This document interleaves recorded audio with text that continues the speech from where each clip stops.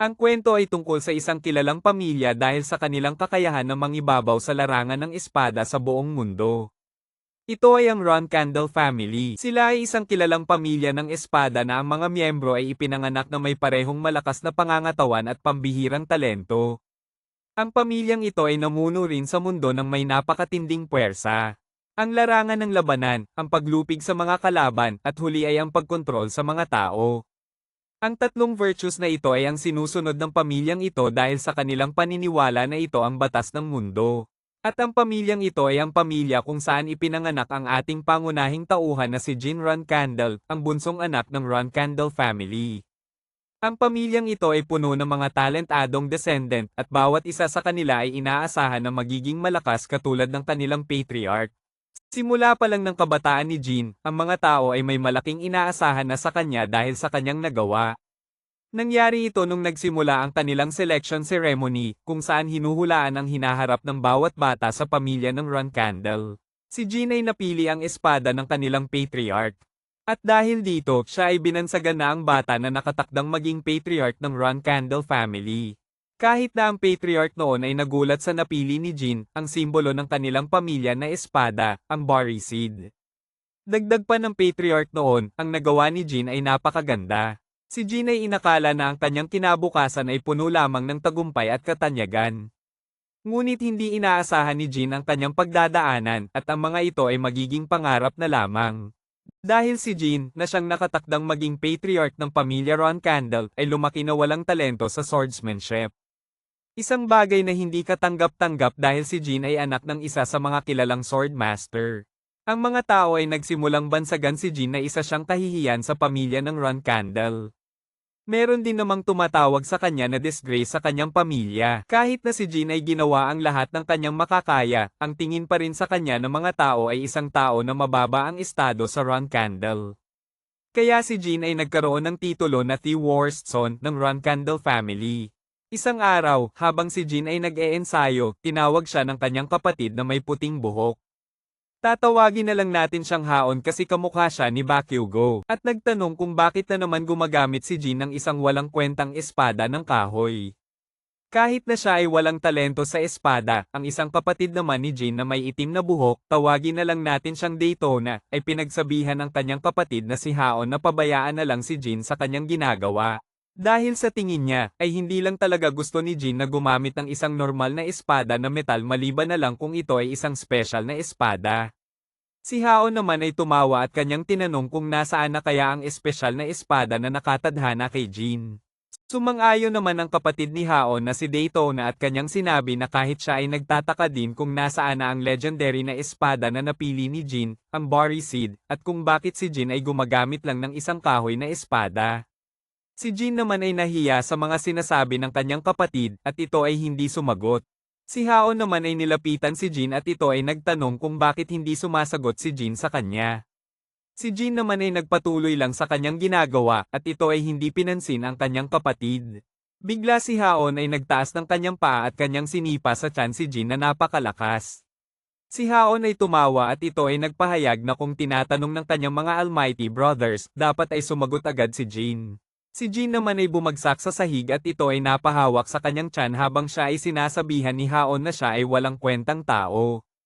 Nainis naman si Jean sa sinabi ng kanyang kapatid kaya agad itong lumingon sa likuran upang tingnan ang kanyang kahoy na espada. Pinilit ni Jean na abutin ang kanyang kahoy na espada, ngunit bigla siyang inapakan ng kanyang kapatid na si Haon habang ito ay nagsasabi kay Jean na huwag na niyang kunin ang espada dahil wala namang kwenta ito sa kanya. Si Jean naman ay napangiwi sa sakit ng pag-apak ng kanyang kapatid, ngunit siya ay walang magawa. Bigla, itinaas ni Daytona ang kanyang nakitang mga papel tungkol sa basic swordsmanship. Tinawanan ito ni Daytona at ito ay nagtanong kung ano ang gagawin ni Jean dito dahil wala rin namang saysay. Sa tingin ni Daytona na mag-aral si Jean tungkol dito dahil hindi naman mababawasan ang pagiging walang kwenta niya pagdating sa espada. Si Jean naman ay napuno ng pag-aalala at kanyang pinakiusapan ng kanyang kapatid na ibalik sa kanya ang papel.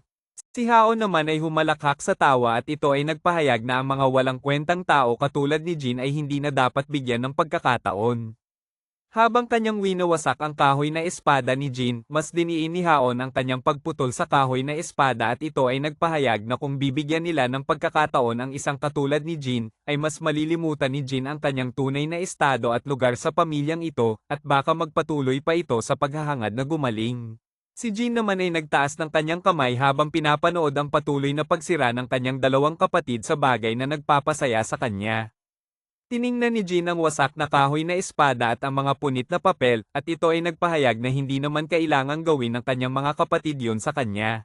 Bigla, si Haon ay agad na hinawakan ang buhok ni Jin at ito ay nagalit dahil sumasagot na si Jin sa kanila. Kaya tinanong niya ito kung ano ang sinabi niya. Si Haon ay lumuhod at ito ay nagpahayag na ginagawa nila ito para kay Jin, kaya ano ang karapatan ni Jin na sumagot sa kanila. Si Daytona naman ay agad na tinanong si Jin kung ito ba ang itinuro sa kanya ng kanyang tagapagbantay na si Jill. Si Jin naman ay sumagot na walang kinalaman ng kanyang tagapagbantay dito. At ang magkapatid naman ay nagalit muli dahil sumasagot na si Jin sa kanila, kaya nagpasya silang dapat nila itong turuan sa pamamagitan ng pagsuntok kay Jin.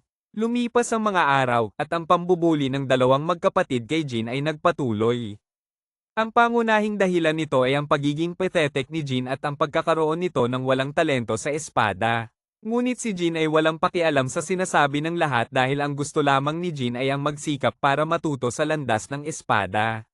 Si Jin ay patuloy na tumatayo kahit na sa paulit-ulit na pang-aabuso sa kanya, at kanyang naisip na kung magsusumikap siya, sa kalaunan ay makakatanggap din siya ng pagkilala mula sa kanyang pamilya at magiging bahagi ng mga Ron Candle bilang isang magaling na swordmaster.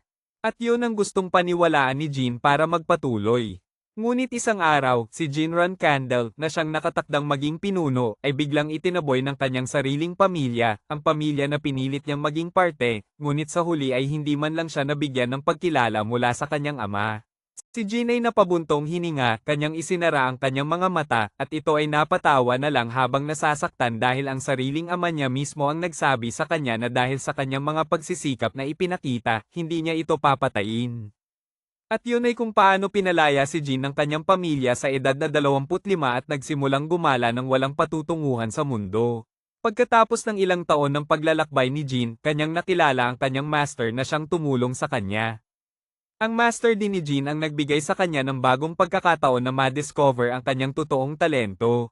Ito ay isang talento na naiiba sa pangalan ng kanilang pamilya, at hindi lang iyon, ang talento na ito ay isang ipinagbabawal ng lubos ng kanyang ama na gawin ng sinuman sa Ron Candle. Ito ang mahika na nadiskubre ni Jin sa tulong ng kanyang master. 3 taon matapos magkakilala, si Jin ay nasa loob ng isang kwarto at binabasa ang isang libro tungkol sa gagawin niya na mahika. Si Jin ay nagpatuloy sa kanyang ginagawa, at bigla isang malakas na anino ng aura ang lumabas sa kanyang harapan.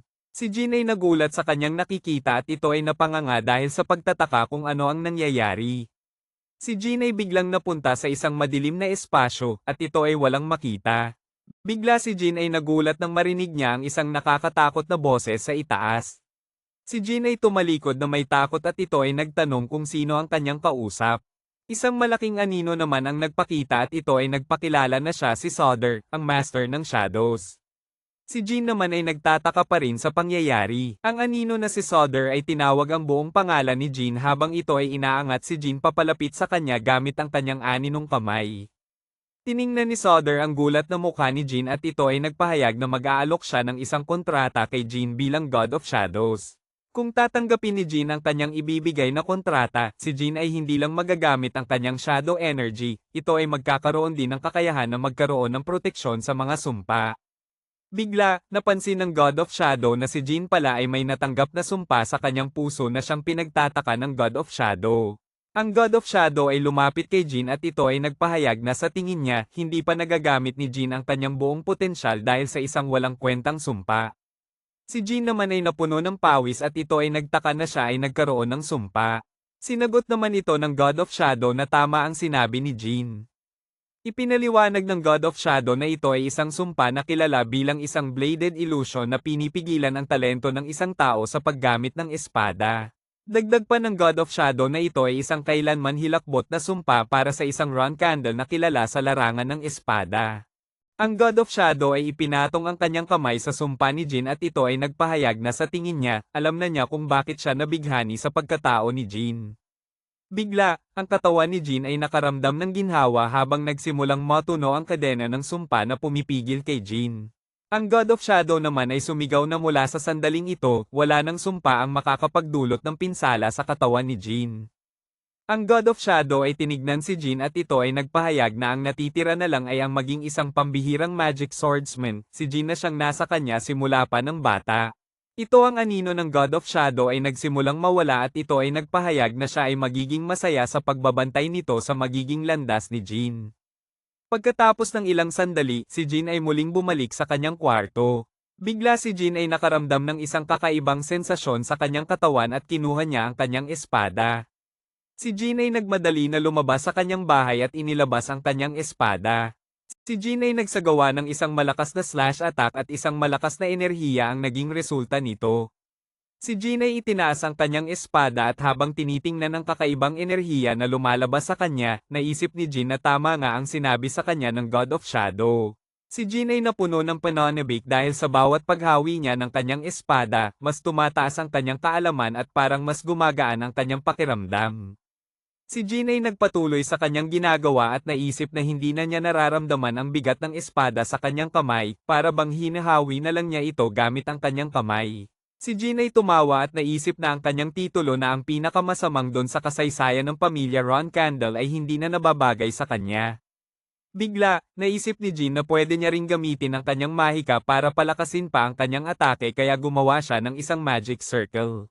Ang espada ni Jin ay nagsimulang umilo ng isang asul na aura, at si Jin ay napuno ng kasiyahan dahil sa wakas ay mas napalakas pa niya ang kanyang normal na espada.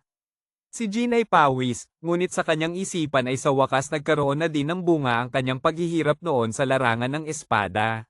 Si Jin ay patuloy sa kanyang ginagawa ngunit hindi niya napansin na sa malayo ay may mga nagmamasid sa kanya, mga misteryosong mandirigma na tila ay handa na sa isang digmaan. Pagkalipas ng ilang oras, si Jin ay biglang nagising dahil sa malakas na sigaw. Ipinilit ni Jin na itaas ang kanyang kamay dahil sa tingin niya ay may narinig siyang tao na humihingi ng tulong. Ngunit ang pinagtataka ni Jin ay ang kanyang katawan ay tila mabigat. Bigla, napansin ni Jin na siya ay puno ng dugo at ito ay nasa ilalim ng isang sirang pader. Si Jin ay napuno ng pagtataka at kanyang pinilit na alalahanin kung ano ang nangyari pagkatapos niyang matulog. Bigla, napansin ni Jin ang mga taong nagsisitakbuhan sa kanyang paligid. Si Jin ay pinipilit na buksan ang kanyang mga mata at ito ay nagtanong kung nandito ba ang kanyang master, o di kaya ang God of Shadow para siya ay makahingi ng tulong. Si Jin ay tinitigan ng isang sirang libro ng mahika at kanyang naisip na hindi niya inakala na siya ay mamamatay habang natutulog. Kaya napatanong si Jin kung siya nga ba ay isang walang kwentang tao dahil hindi man lang niya nagawang magamit ang kanyang mahika at ang kapangyarihan na ibinigay sa kanya ng God of Shadow na siyang nakuha na niya sa tagal ng panahon. Si Jin ay nagsimulang mawala ng malay at kanyang naisip na kung ito din naman ang mangyayari, bakit pa siya binigyan ng tadhana ng pagkakataon para makuha ang kapangyarihan ni Sodder, ang God of Shadow. Si Jin ay tuluyang nawala ng malay habang puno ito ng pagtatanong sa kung ano na ang mangyayari. Bigla, si Jin ay nagulat nang makita niya ang dalawang maliliit na kamay sa kanyang harapan. Napansin din ni Jin na nandito ang mga mataas na opisyal ng kanilang pamilya. Si Jin ay nagtaka sa kung ano ang nangyayari dahil sigurado siya na siya ay namatay na. Bigla, isang babae ang tinawag si Jin habang pinapalakas nito ang loob ni Jin. Si Jin naman ay nagtaka kung bakit nandito ang kanyang tagapagbantay noon na si Jill. Si Jin naman ay nagulat nang makita niya ang isang pamilyar na espada na siyang kumikinang sa kanyang harapan. Ito ay ang legendary sword na Barisid. Si Jin naman ay nagulat at kanyang napagtanto kung nasaan siya ngayon. Ito ay ang selection ceremony na siyang nangyari noon. Si Jin ay pilit na ginapang ang kanyang maliit na katawan gamit ang kanyang mga maliliit na kamay at kanyang napagtanto na siya ay bumalik sa nakaraan bilang isang taong gulang na sanggol na si Jinran Candle. Si Jin ay itinaas ang kanyang maliit na kamay at hinawakan muli ang legendary sword ng kanilang pamilya na Barisid. Naisip din ni Jin na napili niya ang espada na ito ng katulad ng nangyari sa kanyang nakaraang buhay. Si Jin ay naging seryoso at kanyang naisip na sa buhay na ito ay sadyang pipiliin niya ang espada na ito para sa kanyang hinaharap. Ang mga mataas na opisyal ng pamilya ni Jin ay napuno ng kasiyahan na napili ni Jin ang espada ng kanilang pinuno habang ang ibang mga opisyal naman ng pamilya ay hindi makapaniwala sa pagpili ni Jin ng espada ng kanilang pinuno. Samantala, ang patriarch ng Roncandle family ay nagpahayag na ang kanyang bunsong anak ay matagumpay na napili ang kanyang espada kaya ang selection ceremony na ito ay tapos na. Tiningnan ng patriarch si Jin at kanyang inutusan ng kanyang mga tauhan na ilipat si Jin sa kanilang Storm Castle. Lumipas ang 6 na taon sa loob ng Storm Castle. Makikita si Jin na may inaabot na libro. Si Jin ay napuno ng pagkainis dahil hindi niya maabot ang libro na gusto niyang basahin. Si Jin ay kumuha ng isang upuan at naisip na 6 na taon na ang nakalipas mula nang dumating siya sa Storm Castle. Si Jin ay tumayo sa itaas ng upuan at naisip na ayon sa mga alituntunin ng kanyang pamilya, kailangan niyang manatiling nakakulong dito hanggang sa siya ay maging 10 taong gulang kaya may 3 taon pa siyang natitira. Si Jin ay nakuha ang kanyang libro at naisip na siya ay naiinip na. Bigla si Jin ay napatingin sa pintuan nang marinig niya ang isang malakas na sigaw. Agad na lumabas si Jin at tinanong ang takot na babae kung ano ang nangyari. Nanginginig na tinuro ng babae ang kanyang harapan at sinabi na may patay na ibon sa loob ng kwarto ni Jin. Si Jin naman ay naging seryoso at naisip na sa tingin niya ay alam na niya kung sino ang may kakayahang gawin ito sa loob ng kastilyo. Bigla ang katulong na babae ay lumingon nang marinig niya ang boses ng isang bata. Ito ay ang 2 kambal na siyang tumatawa sa nangyari sa alagang ibon ni Jin. Ang isa sa mga kambal ay nagsabi na sayang lang dahil nauna itong nakita ng katulong at hindi si Jin. Ang lalaking ito ay si Daytona Roncandle, 9 na taong gulang at ang ika-isa sa 3 magkakapatid. Tawagin na lang natin siya ng pangalang Daytona para mas madali. Ang isa namang kapatid ni Jin ay tumawa at sumang-ayon sa sinabi ng kanyang kapatid habang sinasabi na ginawa nila ito para magulat si Jin. Ito naman ay si Haon Roncandle, 9 na taong gulang at ang ikalawa sa 3 magkakapatid. Tawagin na lang natin itong si Haon dahil kamukha niya si Bakugo. Si Haon at Daytona ay nagtanong kay Jin kung kamusta naman ang kanilang regalo sa kanya at kung naiiyak ba si Jin sa tuwa dahil dito. Si Jin naman ay naging seryoso at hindi sumagot habang patuloy na tinitigan ang walang buhay na ibon. Si Jin ay naalala ang mga bagay na ginawa ng kanyang mga kapatid sa kanyang nakaraang buhay at naisip na alam niyang naging kilalang mamamatay tao ang dalawang ito pagkatapos nilang makamit ang titulo na flag bearers. Ngunit hindi inaasahan ni Jin na ang mga batang pasaway na ito ay kaya nang pumatay ng isang inosenteng ibon para lang pahirapan si Jin. Ang 2 kambal ay tumawa at si Haon naman ay nagbiro na huwag umiyak si Jin dahil ito ay nakakainis. Si Jin naman ay binaliwala ang mga sinasabi ng kanyang mga kapatid habang ang mga ito ay sumisigaw kung naririnig ba sila ni Jin. Si Haon ay nagpahayag na hindi ba sila kilalanin ng dakilang tao na pinili ang kapalaran ng patriarka. Si Daytona naman ay nagtanong kung saan kaya itinago ni Jin ang kanyang legendary sword na Barisid. Bigla si Jin ay may sinabi, ngunit ito ay hindi narinig ng magkapatid. Si Haon ay lumapit kay Jin at ito ay nagbiro na sabihin muli ni Jin ang kanyang sinabi. Si Haon ay agad na hinawakan ang balikat ni Jin at ito ay mabilis na tumalon upang magsagawa ng isang suntok habang sinasabi na hindi niya narinig ang sinabi ni Jin dahil tahimik ito. Si Jin naman ay mabilis na naharang ang suntok ni Haon nang walang kahirap-hirap. Si Haon naman ay nagulat nang mapansin niya ang kakaibang itim na aura na lumalabas kay Jin. Si Jin ay naging seryoso at ito ay nagpahayag na ang kanyang sinabi ay dapat tumahimik si Haon. Bigla si Jin ay nagsagawa ng isang malakas na uppercut kay Haon na siyang napasigaw sa sakit. Si Haon ay napuno ng pagkainis at ito ay sumigaw na talagang sinuntok talaga siya ni Jin. Si Jin naman ay agad na nagbitaw muli ng isang malakas na suntok sa tiyan ni Haon at ito ay nagsagawa pa ng follow-up na suntok sa mukha ng kanyang kapatid. Manny Pacquiao, is that you? Si Jin ay naging seryoso at ito ay naglabas ng kanyang itim na aura habang ito ay nagpahayag na matagal na niyang tiniis ang mga pang-aapi ng kanyang kapatid. Si Jin ay sinuntok ng malakas ang kanyang kapatid na si Haon sa sikmura nito at sinabihan niya ito na sa ngayon ay hindi na niya kaya pang tiisin ang mga pang-aabuso ng mga kumag na ito. Si Jin ay nagpatuloy din sa pagbugbog niya sa isa pa niyang kapatid na si Daytona at pagkatapos ay tumigil si Jin at sinabi na simula sa araw na ito, mas magiging mabuti para sa kanyang mga kapatid na manatili palayo sa kanyang paningin hanggat maaari dahil kung hindi ay bubugbugin niya ang mga ito. Bigla, isang lalaki na may itim na suit ang dumating at ito ay nagtanong kay Jin kung ano ang nangyari dito. Si Jean naman ay agad na itinago ang kanyang itim na aura at tinawag sa pangalang ang lalaki na si KH. Si KH naman ay nagulat nang makita na niya ang walang malay na magkapatid at ito ay nagtanong kung ano ang nangyari sa kanila. Si Jean naman ay sinabi na nag-away lang ang magkapatid. Ipinahayag ulit ni Jean na ang dalawa ay nag-away at bigla na lang ang mga ito na bumagsak ng walang dahilan. Si KH naman ay napaisip na gaya ng inaasahan sa isang Ron Candle kahit ang mga bata pa lang tulad ni Jean ay mabangis na. Kaya si KH ay wala nang nagawa kundi maniwala kay Jean. Si KH ay agad na tumayo habang hawak ang magkapatid at kanyang sinabi na naiintindihan na niya ang ibig sabihin ni Jean kaya ngayon ay dadalhin na niya ang magkapatid sa doktor. Si Jean naman ay hindi pumayag sa gustong gawin ni KH at kanyang sinabihan ito na ang dalawa ay may lugar pa na dapat puntahan. Si Jean naman ay tiningnan si KH at ito ay nagpahayag na sundan siya ni KH.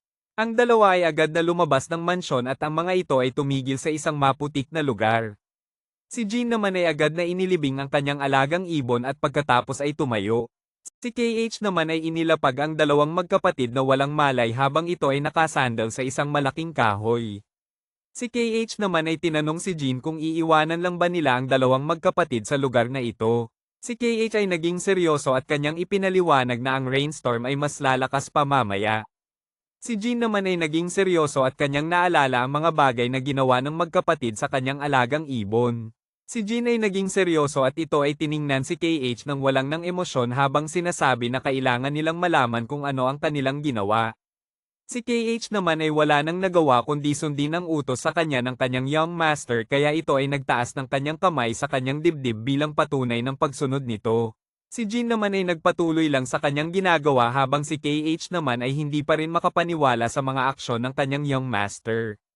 Si KH ay napaisip na ang nakita niya kanina na itim na anino sa kamay ni Jean ay tiyak na hindi lamang isang aura. Si KH ay napaisip na sana ay hindi ito isang sumpa dahil si Jean ay nasa pamilya ng mga swordsmen. Tiningnan ni KH si Jean at napagtanto niya na ang nangyari dito ay hindi lamang isang simpleng away sa magkakapatid.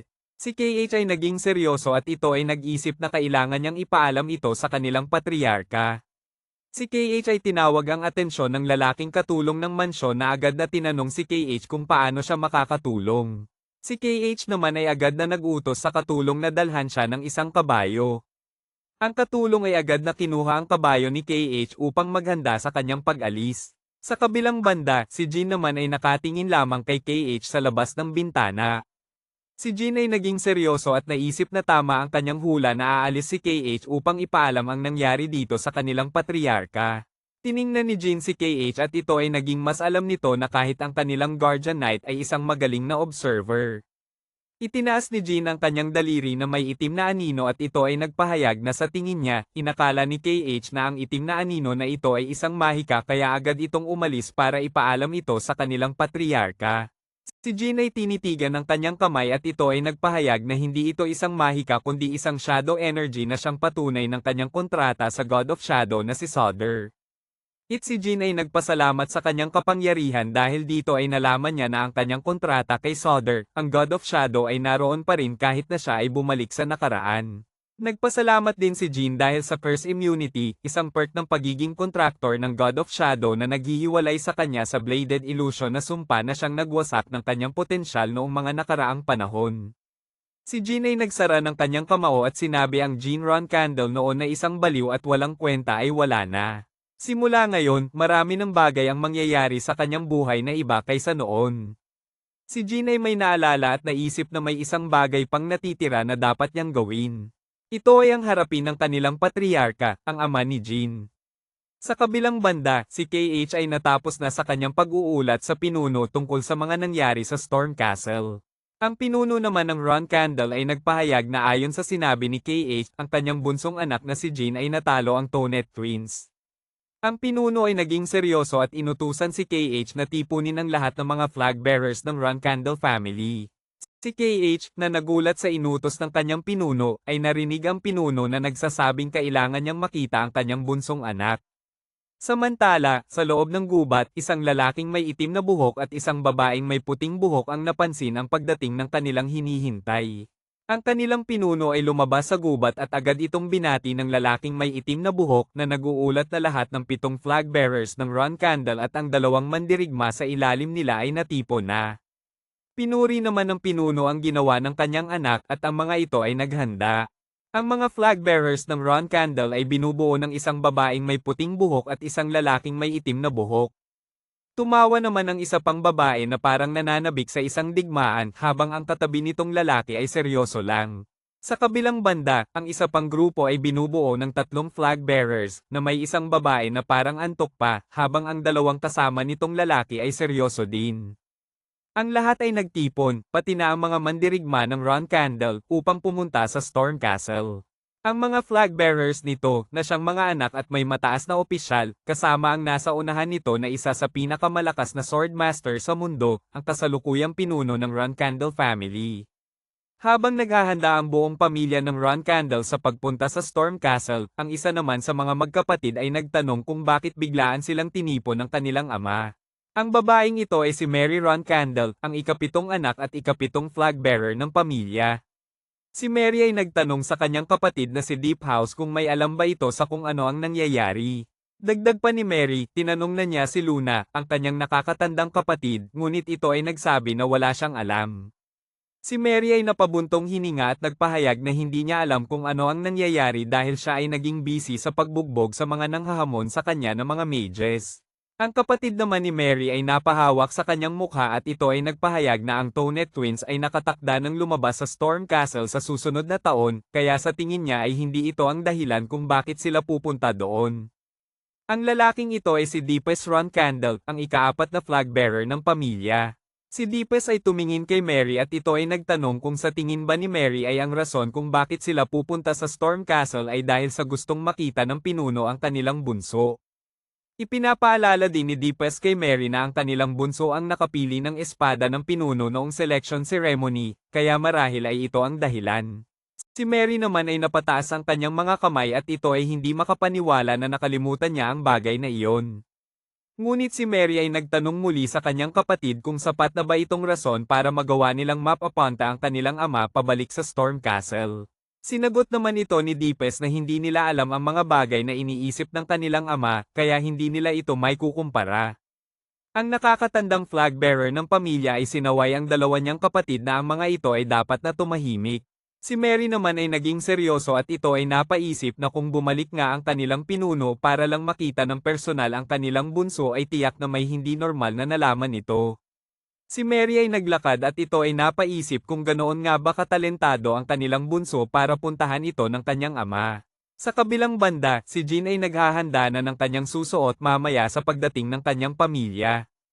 Ang tagapagbantay ni Jean na si Jill ay nagpahayag na pupunta ang kanilang patriarch sa Storm Castle, kaya maaaring ang dahilan nito ay ang kagustuhan ng patriarch na makita ang kanyang mga anak. Si Jean naman ay nagsalita na baka yun nga ang dahilan, ngunit sa isipan ni Jean, sa tingin niya ay ipinaalam ni KH ang nangyari sa kanila ng kanyang mga kapatid, pati na rin ang itim na aura na pinaghihinalaan ni KH na isang mahika. Si Jill naman ay pinakiusapan si Jean na tumalikod para suklayan ang buhok nito na siya namang ginawa ni Jean. Si Jean ay napaisip na si KH ay medyo hindi nababaluktot na tao, kaya hindi niya gagawin ang conclusion na gumagamit siya ng magic. Malamang iniulat niya ang lahat ng eksakto tulad ng nakita niya. Si Jean ay naging seryoso at naisip na ang pangyayari ngayon ay parang eksena na gumamit ng kapangyarihan ang bunsong anak ng pinakamalakas na swordmaster, ngunit hindi matukoy kung magic o aura, kaya siguradong babalik ang pinuno sa Storm Castle para tingnan kung ano ang kapangyarihang iyon. Napagtanto din ni Jean na sigurado siya na ang pagpunta ng kanyang ama dito ay para makita kung ano ang klaseng kapangyarihan meron siya at kung si Jean ba ay magiging magandang ari-arian na makakatulong sa paglago ng pamilya Ron Candle sa hinaharap. Pagkatapos ng ilang sandali, ang hukbo ng pinuno at mga flag bearers ay dumating na sa palasyo. Ang mga mandirigma naman ay nagtaas ng kanilang mga espada na siyang patunay na ang kanilang hari ay dumating na. Ang lahat ng mandirigma at mga tauhan sa palasyo ay mabilis na binati ang naglalakad na patriarch ng Ron Candle family. Ang patriarch ay agad na inutusan ng kanyang mga tauhan na dalhin sa harap niya ang 2 kambal na twins. Ang pinuno ay tumayo sa itaas ng hagdan at tinawag ang pangalan ng kanyang kambal na anak na sina Haon at Daytona. Agad naman silang lumuhad at sumagot sa kanilang ama. Ang pinuno ay nagsalita at ipinaabot na ayon sa nalalaman niya, ang dalawang kambal ay nagkaroon ng alitan laban sa kanilang bunso na si Jean, kaya tinanong ng pinuno kung sino sa kanila ang may sala na siyang ipinagtaka ng dalawang kambal. Ang dalawang kambal ay agad na nagtinginan at sinabi ni Haon na sila ay walang kasalanan. Sumang-ayon naman si Daytone sa sinabi ng kanyang kapatid at ito ay nagpahayag din na si Jean ang nanakit sa kanila. Sumang-ayon din si Haon sa sinabi ng kanyang kapatid at sinabi na ang kanilang kapatid na si Jean ay gumamit ng isang kakaibang kapangyarihan na hindi nila alam at ito ay hindi rin isang aura. Dagdag pa ni Haon, mukhang ito'y mahika na siyang nakakuha ng atensyon ng kanilang pinuno. Ang dalawa ay agad na tumawa at kanilang sinabi na ang mahika ay ipinagbabawal ng kanilang pamilya, kaya hindi nila alam kung bakit alam ito gamitin ni Jean. Ang dalawang nakakatandang kapatid naman ng kambal na si Mary ay napabuntong hininga na lang sa ingay ng kambal at sa mga walang kwentang dahil na sinasabi ng kambal. Ang pinuno naman ay sumigaw at sinabihan ng kanyang kambal na anak na kailangan nilang tandaan ito at ilagay sa kanilang puso ang kanyang sasabihin. Ang pinuno ay naging seryoso at ipinaabot na ang kambal ay hindi makakaligtas sa pamilyang Ron Candle kung ganito lang sila mag-isip. Napuno naman ng pawis ang mukha ng kambal at ang mga ito ay napuno ng kaba. Agad naman siyang sumigaw ang pinuno na lumabas na ang dalawa at dalhin si Jean sa kanyang harapan. Si Jean naman ay nakita ang paglabas ng kanyang dalawang kapatid at ito ay napaisip na ang kanyang ama na si Kyan Ron Candle ay mas malakas at mas malamig pagdating sa emosyon kaysa sa sinumang nakilala niya sa buong buhay niya. Ang ama ni Jean na si Kyan Ron Candle ay kilala sa tawag na isang Jean-Sees Knight. Bagamat minsan ay hindi siya naiiba sa mga ordinaryong tao, ngunit pagkatapos na matamo ng ama ni Jean ang katayuan ng isang demigod sa mundong ito, nawala na sa kanya ang halos lahat ng kanyang emosyon. Naging isang pag-iral na walang natitira sa kanya kundi ang kanyang pagmamahal sa pamilya at sa kanilang kaunlaran. Naalala ni Jean ang kanyang nakaraang buhay at naisip na bilang isang taong walang talento sa swordsmanship noon, ang kanyang ama ay maaaring hindi man lang ito tumingin sa kanya at iyon ang bagay na masakit para kay Jean. Si Jean ay pumikit at ipinangako sa sarili na sa buhay na ito, sisiguraduhin niyang walang sino man ang makakaalis at hindi makakaalam ng kanyang pangalan, hindi katulad ng nakaraang buhay niya. Si Jean ay dumating na sa pintuan at agad itong binuksan.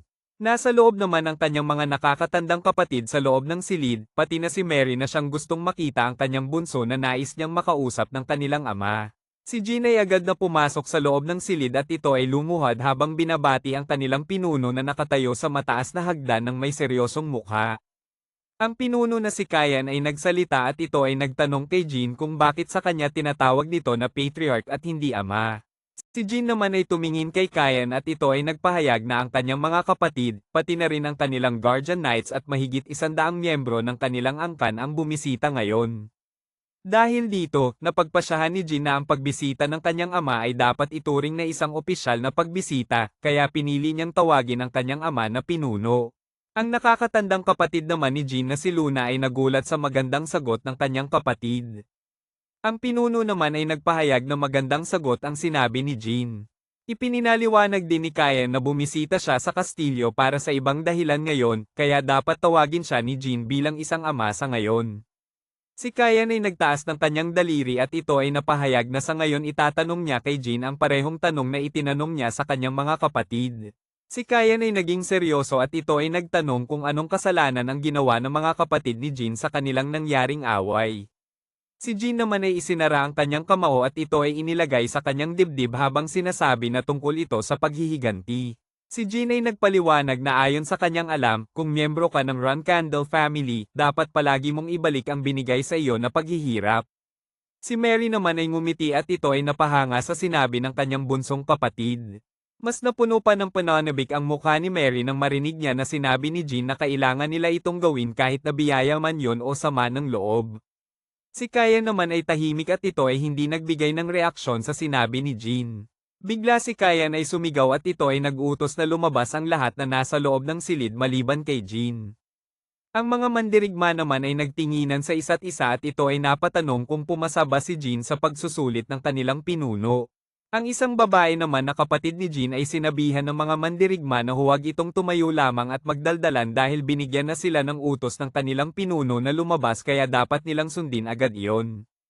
Agad naman na sumigaw ang mga mandirigma na susundin nila yun. Samantala, habang lumalabas ang lahat ng tao sa loob ng silid, si Mary ay napuno ng tuwa dahil ang kanyang bunso ay magkakaroon ng isang one-on-one talk sa kanilang pinuno. Tiningnan ni Mary ang dalawa at naisip na sa tingin niya nga ito ang tunay na dahilan kung bakit sila pumunta dito at ang dahilan na iyon ay ang potensyal ng kanilang bunso. Pagkalabas ng mga tao, si Kyan ay agad na nagpahayag na pinaalis niya ang lahat dahil mayroon siyang ilang katanungan para kay Jean. Dagdag pa ni Kyan, binanggit ng Tonet Twins sa kanya na gumamit si Jean ng isang espesyal na kapangyarihan sa laban ng mga ito. Tiningnan ni Kyan si Jean at ito ay nagpahayag na mahigpit niyang ipinagbabawal sa lahat ng mga Ron Candle ang paggamit ng mahika dahil hindi nila makakamtan ang tuktok ng swordsmanship kung magsasanay sila sa mahika. Si Kyan ay naging seryoso at ito ay nagtanong kung anong kapangyarihan ang ginamit ni Jean laban sa kanyang mga kapatid.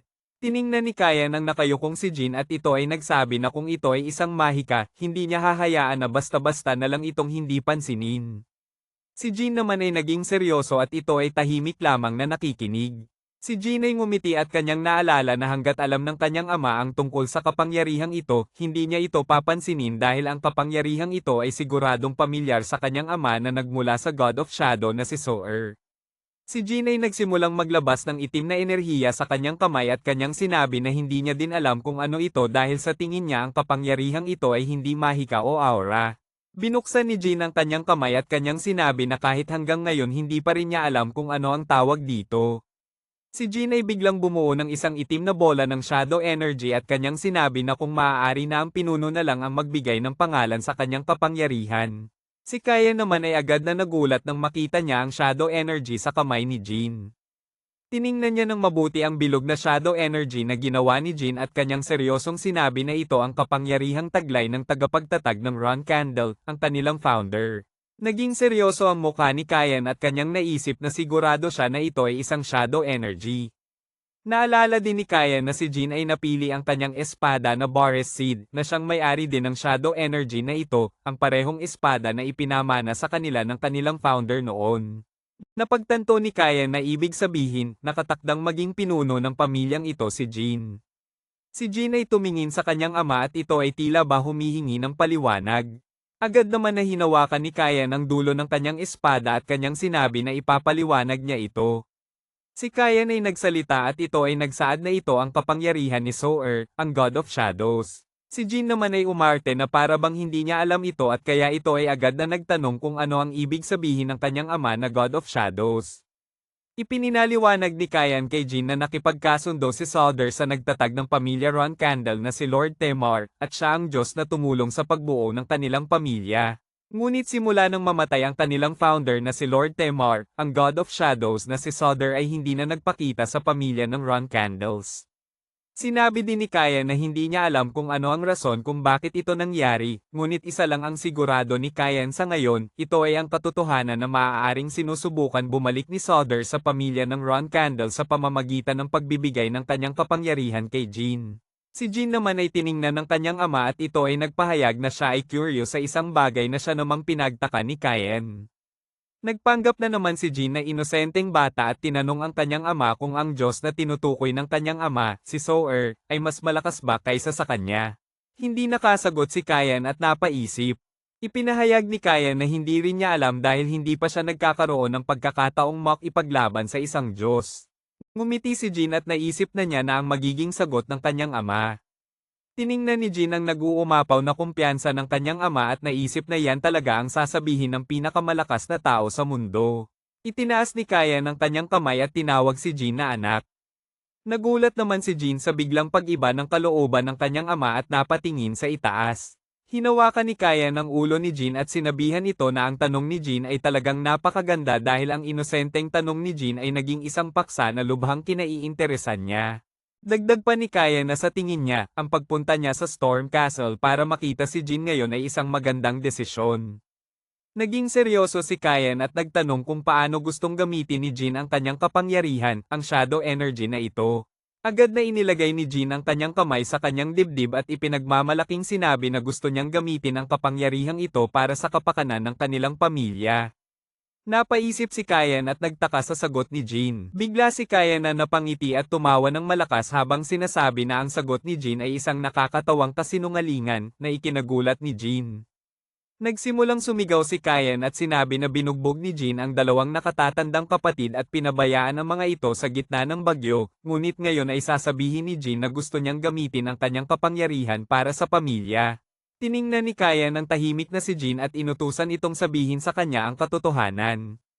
Naisip ni Jean na tulad ng kanyang inaasahan, ang pakikipag-usap niya sa kanyang ama ay hindi magiging madali, kaya agad na isinara ni Jean ang kanyang kamao at nagpahayag na gusto niyang gamitin ang kanyang kapangyarihan para sa kanyang sarili lamang. Naging seryoso si Kyan ngunit hindi nagsalita. Bigla, nagulat si Jean nang sabihin ni Kyan na nagustuhan niya ang gustong gawin ni Jean sa kanyang kapangyarihan. Naglakad si Kyan papunta sa likuran ni Jean at sinabihan si Jean na mula ngayon ay babantayan niya ang magiging pag-unlad ni Jean. Hindi sumagot si Jean at hinintay na makalabas ang kanyang ama sa silid. Nang makalabas na ang pinuno sa silid, agad na napahawak si Jean sa kanyang tuhod. Napuno ng pawis si Jean ngunit masaya dahil sa wakas ay natapos na rin ang pagtatanong ng kanyang ama at mukhang ligtas na siya sa ngayon. Muling nilabas ni Jean ang kanyang shadow energy at naisip na ang pagkakaroon ng karapatan sa kanyang shadow energy na magamit ito ng malaya ay higit pa sa sapat, ngunit ang bagay na hindi inaasahan ni Jean ay ang pagkakaroon ng interes sa kanya ng kanyang ama sa kanyang magiging tagumpay sa hinaharap. Naalala ni Jean ang mga panahon na hindi man lang siya kayang tingnan ng kanyang ama, ngunit ngayon ang buhay ni Jean ay talagang naiiba na sa buhay niya noon. Pagkalipas ng ilang sandali, sa labas ng palasyo, tinawag ni Mary si Jean at inalok ang isang kahon habang sinasabi na tanggapin ito ni Jean. Agad na nagtanong si Jean kung ano ito. Agad namang ibinigay ni Mary ang kahon kay Jill at sinabihan si Jean na ito ay isang espesyal na regalo mula sa kanyang nakatatandang kapatid na babae. Nagtataka pa rin si Jean sa laman ng kahon. Tumawa si Mary at ipinahayag na dapat pakuluin nito ng mabuti at kainin lahat ni Jean. Itinaas ni Mary ang kanyang daliri at sinabihan si Jean na dapat itong maging malakas sa susunod nilang pagkikita. Agad na bumalik si Mary sa kanyang grupo at siya ay tinanong ni Jean kung nasaan na ang kanyang dalang bagahe. Masayang sinabi ni Mary na ibinigay niya ito sa kanilang bunsong kapatid. Naging seryoso si Jean at napatanong kung bakit siya ang napiling bigyan nito ng kanyang kapatid. Pagkatapos ay agad na binuksan ni Jean ang laman ng kahon at sila ay nagulat nang makita ang laman nito. Ito ay isang puso ng phoenix na kumikinang sa apoy na enerhiya.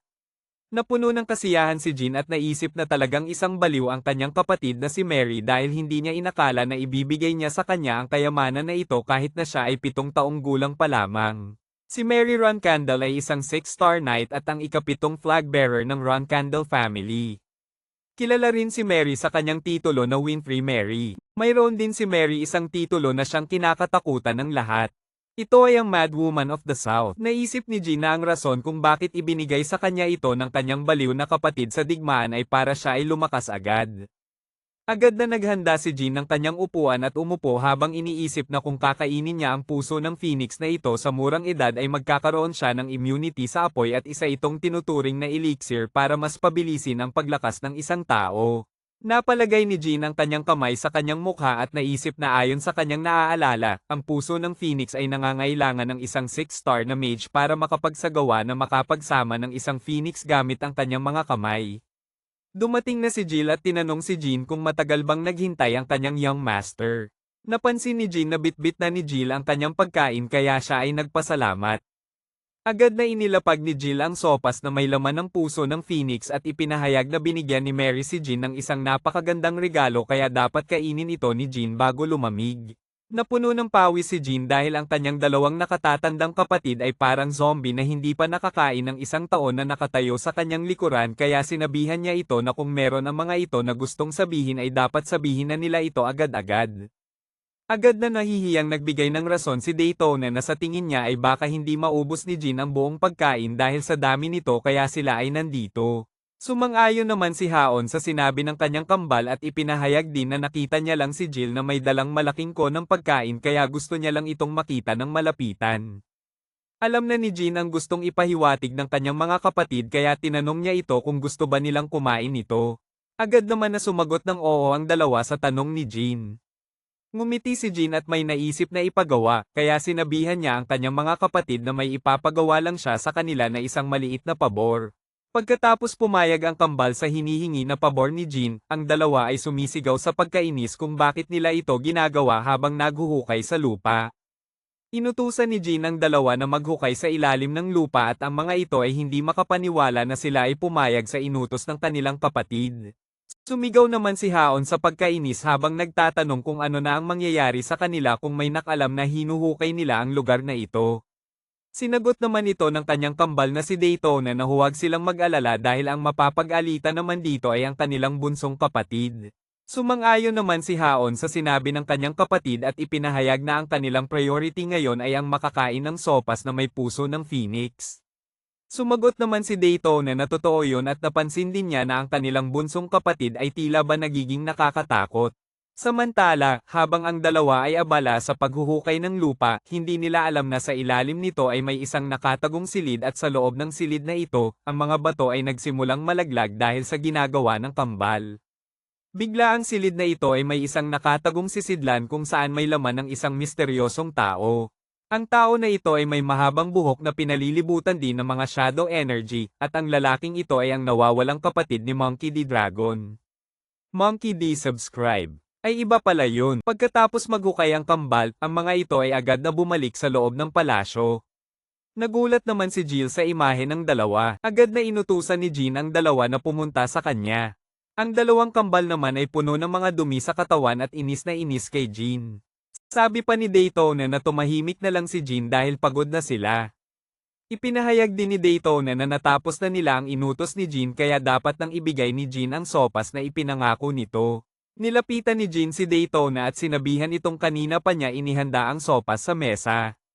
Napuno naman ng kasiyahan si Daytona nang malaman ito at agad itong nagtanong kung nasaan na ang sopas. Bigla ang kambal ay nagulat nang makita nila ang 2 kutsara ng sopas na nakalagay sa mesa. Daytona at Haon ay puno ng pagkainis at nagtanong kung bakit 2 kutsara lang ng sopas ang nandito at hindi isang plato. Agad na umarte si Jean na inosente at ipinahayag na ang sabi niya ay bibigyan sila ng sopas ngunit hindi niya sinabi na ito ay madami.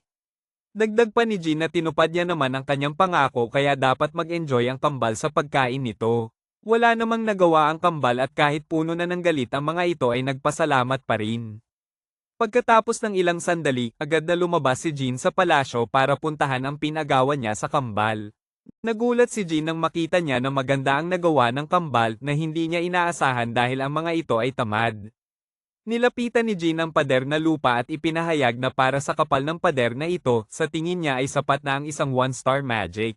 Agad na gumamit si Jean ng kanyang mahika at naglabas ng berdeng enerhiya sa kanyang kamay. Agad na naghanda si Jean at tumawa dahil matagal na siyang nainip dahil matagal na niyang napalakas ang kanyang mahika ngunit wala man lang siyang magamitan nito. Inilagay ni Jean ang kanyang mga kamay sa pader at biglang lumabas ang isang malaking magic circle na naglalabas ng berdeng enerhiya sa paligid. Agad na nawasak ang mga batong pader at si Jean naman ay naging masaya dahil dito. Ngumiti si Jean at ipinahayag na sa wakas na puntahan niya din ang lugar na matagal na niyang ninanais. Ito ang secret library ng pamilya Ron Candle na siyang napalibutan ng isang malaking pinto. Napatingin si Jean sa itaas at naisip na hindi siya nagkaroon ng pagkakataon sa kanyang nakaraang buhay na makapasok dito kaya ngayon tila ba siya ay nakakaramdam ng kakaibang pakiramdam. Lumapit si Jean sa malaking pinto at naalala niya na ayon sa kanyang nakatatandang kapatid noon, kailangan niyang magsabi ng isang trigger phrase para mabuksan ang pintuan ng library. Ngumiti si Jean dahil alam na niya ang sasabihin. Agad na inilagay ni Jean ang kanyang kamay sa kanyang dibdib at nagsimulang magsabi, narito ang anak ni Ron Candle upang aliwin si Meren. Bigla ang malaking pinto ay nagsimulang gumalaw upang magbukas. Napuno naman ng pananabik si Jean sa kanyang nakikita. Ang Ron Candle Secret Library ay ang lugar kung saan iniimbak ng mga Ron Candle ang mga sikretong tome ng mga pamilya. Agad na naglakad papasok si Jean at napansin na ang lugar pa lang ay napakalaki. Ayon din sa mga patakaran ng pamilya, ang mga flag bearer lamang ang may karapatan na makapasok sa loob ng silid-aklatan na ito. Naalala ni Jean ang sinabi sa kanya noon ng kanyang kapatid na si Deepest na walang rason para si Jean ay pumasok sa secret library ng pamilya nila noon dahil hindi naman siya isang ganap na flag bearer, ngunit naisip pa rin ni Jean na malaking tulong ang mga impormasyon na ibinigay sa kanya noon ng kanyang kapatid dahil ngayon ay nagagamit na niya ito. Bigla, isang liwanag ang napansin ni Jean na siyang nakakuha ng kanyang atensyon. Nagulat si Jean nang makita niya ang isang sisidlan na may laman na isang tao. Nagtaka si Jean nang makita ito at napatanong kung ano kaya ito. Tiningnan mabuti ni Jean ang lalaki at napansin na ito ay nabablock din ng mga shadow energy. Napansin din ni Jean na ang lalaking natutulog na ito ay may mga kaliskis sa mukha. Lumapit si Jean sa harapan ng sisidlan at napatanong kung hindi ba isang tao ang kanyang nakikita. Nilapit ni Jean ang kanyang kamay sa salamin ng sisidlan at napatanong kung bakit ang bagay na ito ay nakatago sa kanilang aklatan. Bigla si G ay napagtanto ang isang bagay. Kanyang naalala ang mga pahayag na sinabi sa kanya ng kanyang kapatid na dapat niyang sabihin para makapasok dito na aliwin si Meren. Tiningnan muli ni Jean ang tao sa loob ng sisidlan at nagpahayag kung ito ba ay ang Black Dragon na si Meren. Ayon sa narinig ni Jean sa kanyang mga pamilya noon, ang kanilang founder na si Lord Temar ay nagawang talunin ang Black Dragon Meren sa isang laban at ang dragon na ito ay pumasok sa isang malalim na pagkakatulog pagkatapos ng laban kaya si Jean ay hindi makapaniwala na totoo ang alamat na iyon. Inalis ni Jean ang kanyang kamay sa salamin ng sisidlan at napaisip. Biglang tumalikod si Jean at nagpahayag na sa ngayon ay wala siyang oras kaya uunahin niya munang hanapin ang mga secret tome ng kanilang pamilya. Habang si Jean ay naghahanap ng mga secret tome, ang kamay naman ng Black Dragon na si Meren ay biglang gumalaw na hindi napansin ni Jean. Pagkatapos ng ilang sandali na paghahanap, nahanap na rin sa wakas ni Jean ang mga secret tome. Sinimulan ni Jean na tingnan ang mga libro at naisip na ang mga ito ay mga sikretong tome mula sa iba't ibang mga pamilya na kinolekta ng kanilang pamilya. Agad na kinuha ni Jean ang isang aklat at nagpahayag na magsisimula siya sa pagbasa ng aklat tungkol sa pamilya ng Kangen dahil sikat din ang pamilyang ito bilang isang Swordmaster family. Nagsimulang basahin ni Jean ang libro at napagtanto na mahirap sundan ang mga nilalaman nito dahil mayroon itong grado ng 3-star magic theory na siyang. Agad na nilabas ni Jean ang kanyang dalang bag at ipinahayag na gusto niya sanang dalhin sa labas ang aklat na ito, ngunit siya ay mahuhuli ng mga bantay kapag ginawa niya iyon. Agad na nilabas ni Jean ang kanyang notebook at ballpen para maghanda. Napuno ng kasiyahan si Jean at naisip na kakayanin niya ang libro na ito ng paunti-unti tuwing siya ay pupunta dito. Lumipas ang ilang araw, patuloy pa rin si Jean sa kanyang normal na routine sa umaga, at sa gabi naman ito ay inilalaan ng malaking oras para sa kanyang pagkopya sa libro sa sekretong aklatan. Isang gabi, habang kinokopya niya ang aklat, nagulat si Jean nang siya ay may naramdamang kakaiba sa loob ng silid aklatan. Biglang napatayo si Jean at napaisip kung sino kaya ang nakapasok sa loob ng secret-ong aklatan. Lumapit si Jean sa pinto upang tingnan ito at iniisip na alam niyang walang sino man sa loob ng palasyo ang may kakayahan na pumasok sa silid na ito kaya siya ay nag-aalala. Bigla, nagulat si Jean nang marinig nito ang isang nakakatakot na boses. Ito ay walang iba kundi ang natutulog na Black Dragon na si Meron na siyang tinatanong si Jean kung isa ba siyang tao. Napuno naman ng pawis si Jean at nagtaka kung bakit nandito si Meron sa labas ng kanyang sisidlan. Tiningnan ng mabuti ni Jean si Meren at napaisip na wala pa siyang narinig na impormasyon na si Meron ay nagising sa kanyang nakaraang buhay. Napaisip din si Jean na kailangan niyang kumalma lang dahil si Meron ay ang grab guardian ng kanilang pamilya, baka palayain niya si Jean kung magpakita siya ng paggalang sa kanya at kumilos bilang isang normal na bata, kaya agad na sinabihan ni Jean si Meron na binabati niya bilang anak ng mga Ron Candle ang guardian ng kanilang pamilya. Biglang nag-iba ang reaksyon ni Meren at ito ay biglang napuno ng pagkainis. Biglang sumigaw si Meren sa galit at sinabi na bakit siya tinatawag ni Jean na isang guardian, ang malala ay guardian pa ng pamilyang ito. Nabigla naman si Ninay sa naging reaksyon ng dragon sa kanyang sinabi. Agad na lumapit si Meren sa tenga ni Jean at sumigaw ng malakas, bakit siya tinatawag na guardian ni Jean? Dagdag pa ni Meren na paano naisipan ni Jean na tratuhin siya na parang isang simpleng tagapangalaga lang. Parang nabaliw na sa pagkainis si Meren at minura ang pamilya ng Ron Candles dahil sa talagang tinuruan pa nila ang kanilang mga pamilya na siya ay guardian nila. Dagdag pa ni Meren na kahit alam niyang hindi niya pwedeng saktan ang liit na bata na si Jean, sobrang nagagalit pa rin siya dito. Napaupo si Meren at napabuntong hininga habang sinasabi na siya ay nagising sa kanyang pagtulog dahil nakaamoy siya ng isang magandang bagay na nagmumula sa labas ng sisidlan. Tiningnan ni Meren si Jean at sinabi na pagkatapos niyang lumabas ay isang bata lang pala ang kanyang makikita na siyang pinagtaka ni Jean. Biglang lumapit si Meren kay Jean at inamoy itong muli na ikinagulat muli ni Jean. Nagtanong si Meren kung bakit naamoy niya ang shadow energy na siyang lumalabas sa katawan ni Jean. Napatanong naman si Jean kung ano ang ibig sabihin ni Meren na shadow energy. Itinuro naman ni Meren si Jean at nagpahayag na kahit natulog lang siya sa mga nagdaang libong taon, natatandaan pa rin niya ang amoy na kanyang naamoy mula kay Jean. Ito ay ang amoy ng shadow energy na siyang naamoy niya lamang sa mga taong nagkaroon ng kontrata sa God of Shadow na si Sodder. Dagdag pa ni Meren na ito ay katulad din sa kanyang kilala na si Temar. Nagulat naman si Jim at hindi makapaniwala na si Meren ay nagising dahil sa kanyang shadow energy. Nagmadaling amuyin ulit ni Meren ang paligid at nagtataka kung saan nanggagaling ang amoy ng shadow energy. Ngumiti si G at may naisip na gawin upang subukan kung ano ang magiging reaksyon ni Meren sa kanyang shadow energy. Agad na tinawag ni Jean si Meren at si Meren naman ay masayang humarap kay Jean habang nagtatanong kung alam ba ni Jean kung saan nanggagaling ang kanyang hinahanap na shadow energy. Agad na nilabas ni Jean ang kanyang shadow energy at nagtanong kung ito ba ang hinahanap ni Meren. Si Meren naman ay parang naging bato dahil sa pagkagulat at hindi makapaniwala. Umarkti muli si Jean na parang inosenteng bata at sinabi sa kanya ng kanyang ama na ang kapangyarihang ito ay mula sa God of Shadow na si Sodder. Nanginginig si Meren sa kanyang nakita at nagpahayag kung niloloko na siya ng kanyang kaibigan na si Sodder. Tiningnan ni Meren si Jean at sinabi na talagang ang bata pa ito ang napili na maging kontraktor ni Sodder. Bumagsak sa sahig si Meren at halos maiyak dahil pagkatapos ng ilang libong taon na pangako sa kanya ni Sodder, talagang isang bata pa ang kanyang napili na maging kontraktor nito. Napuno naman ng pawis si Jean at hindi alam kung ano ang gagawin sa naging reaksyon ng Black Dragon na si Meren. Nagtinginan ng dalawa at hindi alam kung ano ang gagawin. Tinawag ni Meren na siya pa ring nakaupo sa sahig ang atensyon ni Jean. Sinagot naman agad ito ni Jean ng may paggalang. Para bang nabiyak ang itlog sa pagkadismaya si Meren at ipinaliwanag na dapat malaman ni Jean na siya ay nagkaroon ng pangako kay Sodder, at parang ang taong kailangan makipagtulungan sa kanya para tuparin ang pangako na iyon ay walang iba kundi si Jean. Nagtaka naman si Jean sa kung ano ang ibig sabihin ni Meren at napatanong din kung ano ang pangako na ito na ginagawa nila ni Sodder. Nagpahayag din si Meren na sasabihin niya mamaya ang mga detalye kay Jean, pero sa ngayon ay kakagising niya lang kaya hindi pa talaga siya makapag-isip ng maayos sa ngayon, at sa tingin din ni Meren na hindi pa maiintindihan ni Jean ang kanyang sasabihin dahil masyado pa itong bata.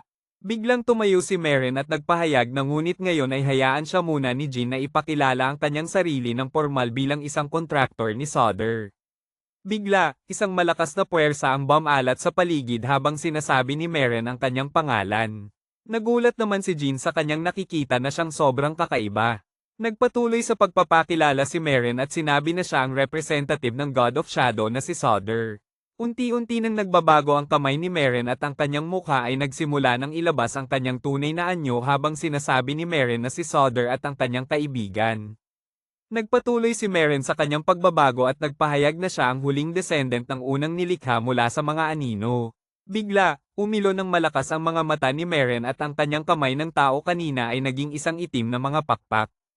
Natapos nang magbago si Meren sa kanyang dragon form at nagpahayag na ayon sa 1,000 taong kontrata na ginawa nila ni Sodder, mula ngayon ay mananatili siya sa tabi ni Jean upang tumulong. Nagulat naman si Jean sa sinabi sa kanya ng Divine Black Dragon. Tiningnan mabuti ni Jean ang malaking dragon na si Meren at hindi siya makapaniwala na magiging kasama niya ito sa tabi niya. Tiningnan naman ni Meren si Jean at inutusan itong sabihin niya ang kanyang pangalan bilang kontraktor ng God of Shadow. Ngumiti si Jean at itinaas ang kamay habang sinasabi na siya ay si Jean Ron Candle.